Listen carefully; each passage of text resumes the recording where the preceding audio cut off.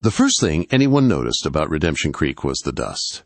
It clung to every board, every window, every person like a curse the land refused to shake. But on the day everything changed, it wasn't the dust that made the townsfolk stop and stare. It was the sight of a giant cowboy riding down the single dirt street, heading straight toward trouble no one else dared face. And the preacher's daughter was watching him. Redemption Creek was dying.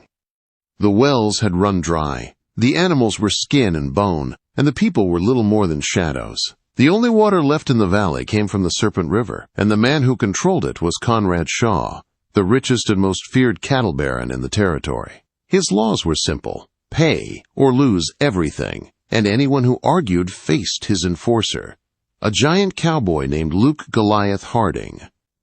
When Luke rode into town, doors closed. Mothers pulled their children inside. Men who normally bragged about their courage found somewhere else to be. Luke wasn't the sheriff. He wasn't the judge. But in Redemption Creek, his word was as final as a hanging rope.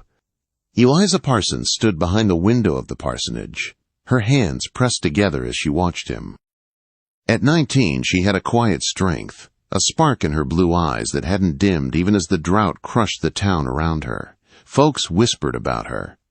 They called her the preacher's innocent daughter. They said she was the one pure thing left in Redemption Creek. But Eliza wasn't afraid of Luke Harding. Not yet. Her father, preacher Adam Parsons, looked older than his years. His black coat never seemed clean, and his shoulders carried the weight of a man who had run out of hope. "Liza," he murmured, "do not stare. That man carries wrath with him." "He's just a man, Father," she said softly, "and he's riding toward the Miller farm." Her father's face fell. "Robert Miller. He told me he couldn't pay Shaw's new prices." "He can't pay because Shaw doubled them," Eliza whispered. They watched as Luke dismounted at the Miller place, two of Shaw's rough men at his side. Though they couldn't hear the words, the story showed in Robert's shaking hands, in Hannah Miller's tears, in the hopeless slump of their shoulders. Eliza flinched when Luke shoved Robert to the porch like he weighed nothing. She covered her mouth as he emptied their last water trough into the dirt. When he tipped his hat, not in kindness but in final judgment, she felt something harden inside her. That cold knot of fear turned into something sharper. Something like defiance. Luke's eyes swept the town as he rode back. When they passed the parsonage window, Eliza refused to look away. It lasted less than a second, but in that moment, she saw something in him. Not anger, not cruelty. Emptiness. The kind that comes from a man who no longer believes in anything. Over the next days, the town stayed quiet. Too quiet. The Millers left at dawn, their wagon loaded with scraps of a life Shaw had crushed. People lowered their voices when talking about it. Some blamed the drought. Others blamed Shaw. Eliza blamed the man who enforced it with his own hands. She found Deputy Ben Carter, standing alone near the notice board. He was young, only a few years older than her, with a badge that meant less than a tin toy whenever Shaw's riders came through. "They're gone," Eliza whispered. "Yeah," Ben muttered, "and there's not a thing I could have done. Harding was within the law." "Law?" she repeated, her voice shaking. "Since when is stealing a family's last drink of water legal? Eliza, please, don't start this. You wear a badge." Ben swallowed hard. "I can stop brawls. I can lock up drunks. I can't take on Conrad Shaw and his army. You want me to die? Is that what your God wants?" Quote, the sting of his words hit deep, but she didn't back down. "My God wants justice," she said. "I didn't see any of that at the Miller place." Ben looked away, ashamed. "Then maybe he should send rain." Eliza left him standing there, still staring at the dust.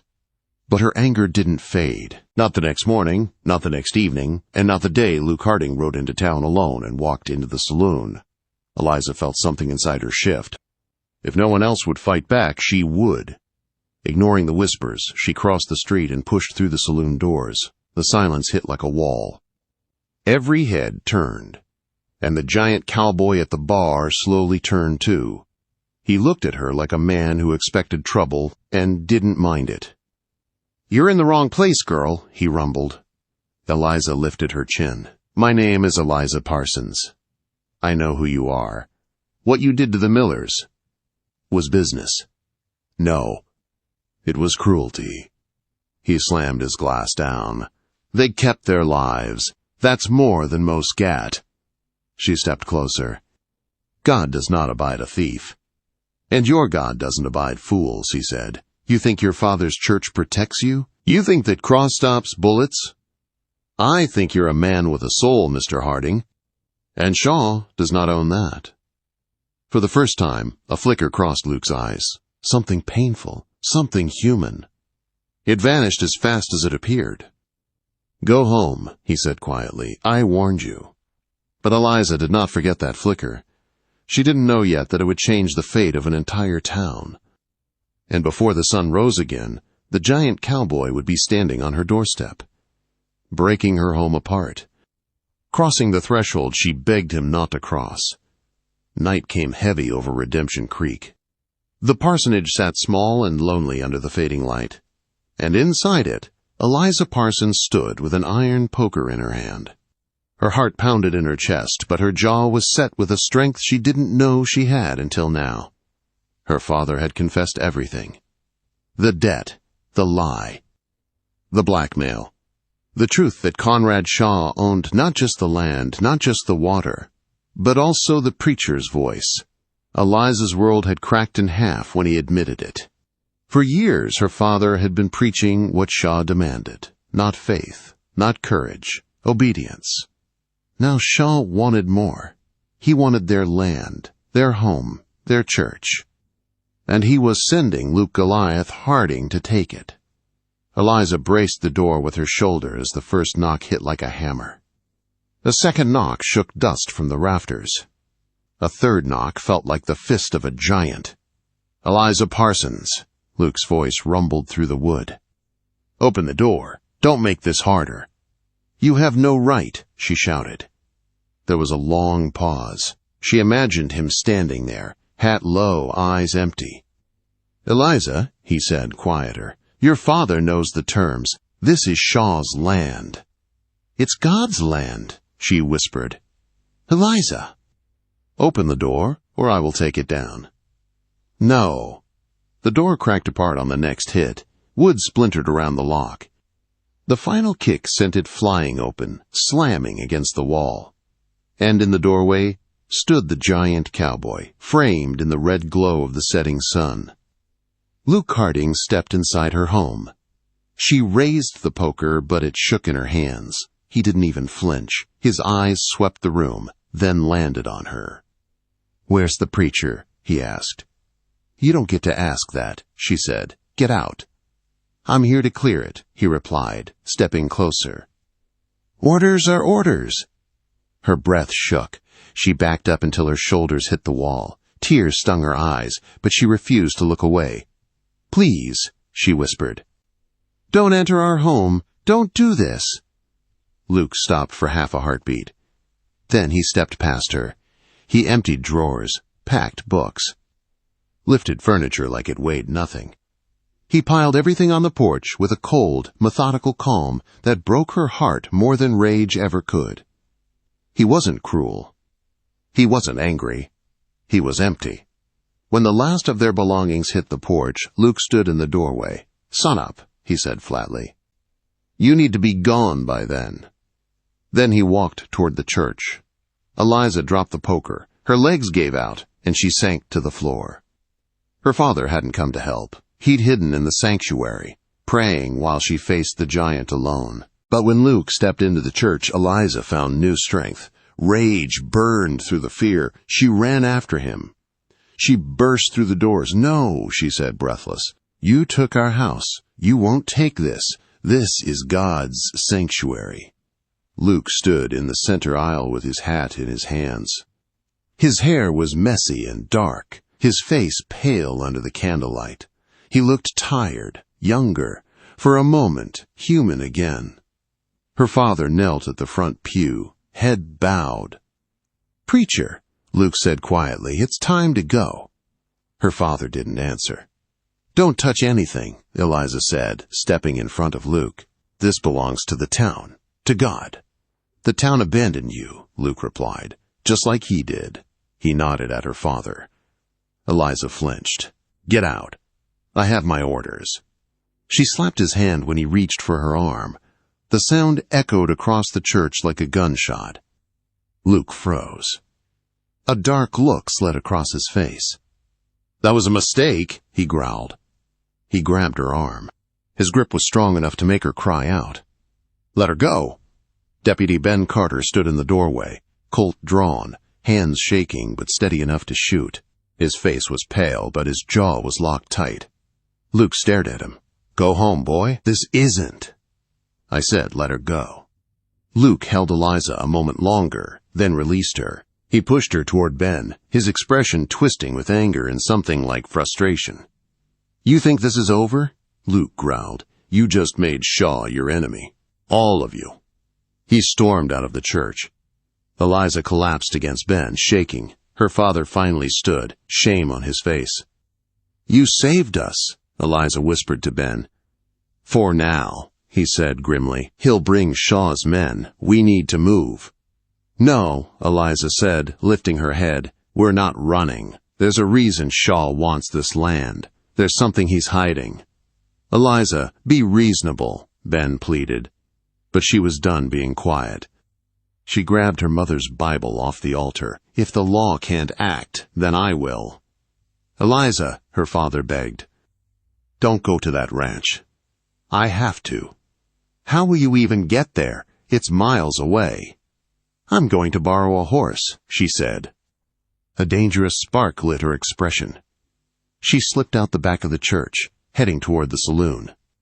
Luke's giant black stallion was always tied near the steps. She knew the horse, knew it feared no one. No one but Luke. But Luke wasn't here. She mounted the horse, trembling. And for the first time since the drought began, Redemption Creek saw someone ride with purpose.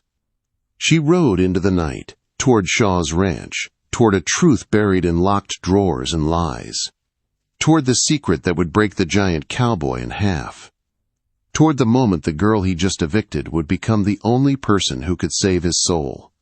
The Serpent's Head Ranch rose from the darkness like a fortress. Its long shadow stretched across the dry earth, and the only light came from the second-floor study, Conrad Shaw's private room. Eliza tethered Luke's giant stallion a safe distance away. Her hands were shaking, but her resolve was iron. She would not let Shaw win. She climbed the dead trellis, pulling herself up until her arms burned. She reached the study window, found it unlatched, and slipped inside. The room smelled of cigar smoke, leather, and power. Shaw's desk was piled with contracts, maps, and ledgers. She found her father's mortgage papers. She found the water ledger. But what she found next struck her harder than any blow. A second ledger. A secret column. At the top, LH debt. Luke Harding. Every cruel job he had done, every family he had destroyed, every drop of water he had taken, Shaw had been subtracting money from a massive debt Luke supposedly owed him. Eliza felt sick. She dug deeper. Inside a small, locked metal box were letters and an old newspaper clipping. The clipping described a murder trial in Denver. A young cowboy, Luke Harding, had been accused of killing a wealthy landowner. The evidence had been strong, too strong. Witnesses had lined up to condemn him. He had been one step from the gallows, until a stranger appeared last minute to save him. Eliza read the letters. Her hands shook. Luke was innocent. Shaw had arranged the fight. Shaw had paid the false witnesses. Shaw had hired a man to pretend to save Luke at the last second. Shaw had bought Luke's life, then claimed a life debt.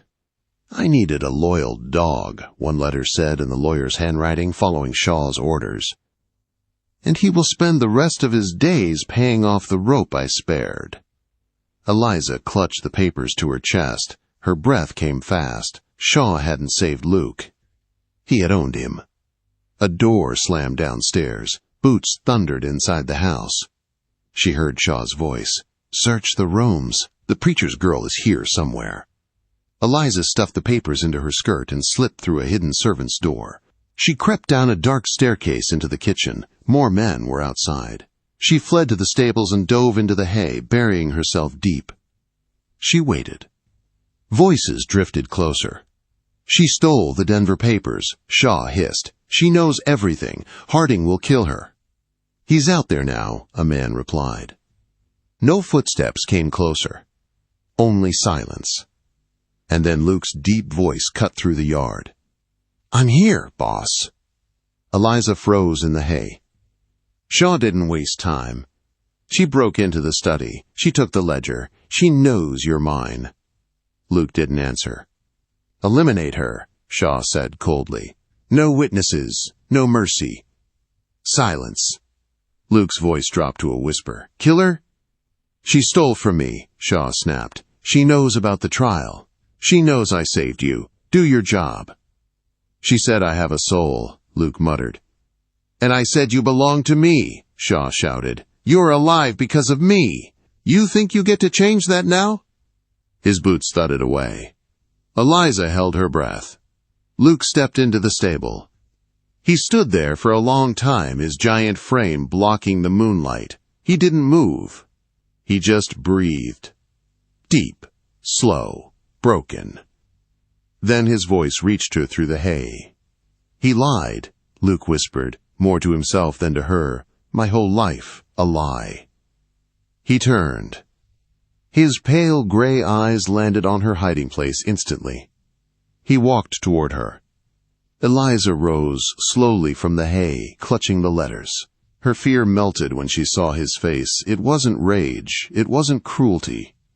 It was heartbreak. She held out the papers. Luke didn't even look down. He already knew. He sank to his knees. The giant cowboy, Shaw's monster, the terror of Redemption Creek, bowed his head and cried. Quiet, shaking sobs racked his massive frame. Eliza placed a gentle hand on his shoulder. It's not too late. You can still choose who you are. Luke lifted his head. For the first time, his eyes were not empty. They were alive with pain, anger, and something like hope. He won't let you go, Eliza whispered. He won't let you live, Luke replied. Then we stop him. Together. Luke stood, towering over her again, but no longer a threat. You saved me, he said. He drew his revolver. Now I'll save you. He lifted her onto his horse with ease. Ride to the church. Lock the doors. Tell Carter to get his rifle. What about you? She asked. I'm going to buy you time. Luke, don't. Go, he roared. And she went. The ride back was a blur of moonlight and dust. Eliza burst into the church. Ben and her father dragged her inside as she shouted, Luke is fighting them! Shaw is coming!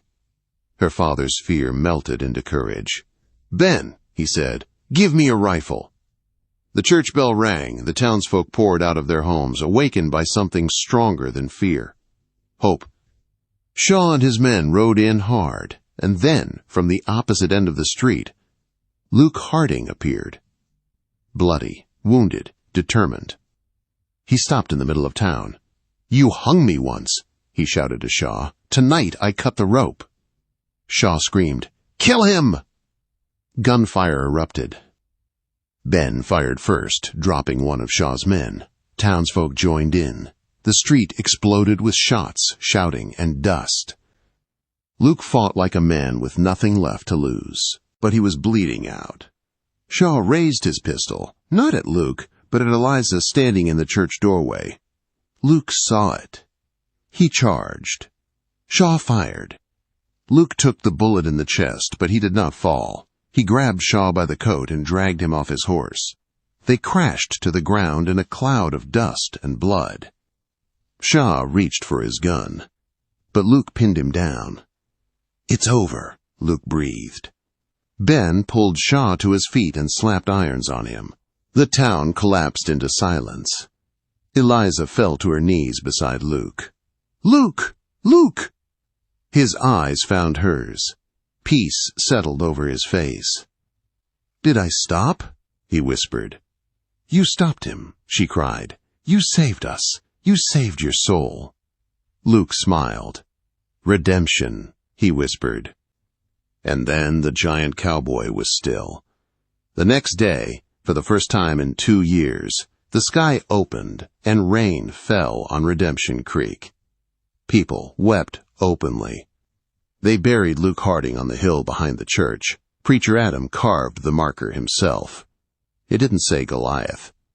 It said, Luke Harding, a man who finally stopped,